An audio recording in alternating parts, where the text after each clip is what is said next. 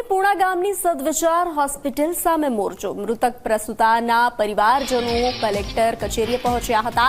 સમાજના લોકો સાથે મોટી સંખ્યામાં કલેક્ટર કચેરીએ પહોંચ્યા હતા.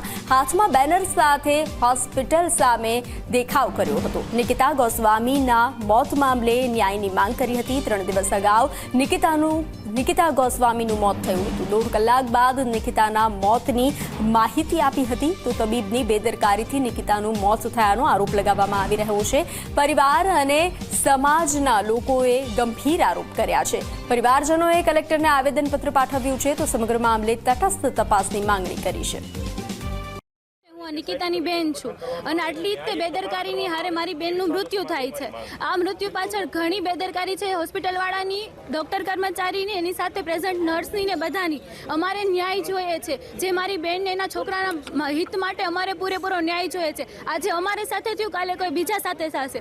એક માનવતાના નિમિત્તે અમે આ બધું કરીએ છીએ. અમારી બેનને અને અમારા બેનના છોકરાને ન્યાય જોઈએ છીએ. બેન કઈ હોસ્પિટલની કઈ પ્રકારની બેદરકારી? હોસ્પિટલનું નામ સદવિચાર છે અને છે ને એમની ડોક્ટરનું નામ છે ગાયનેક ડોક્ટર વીણા વર્મા.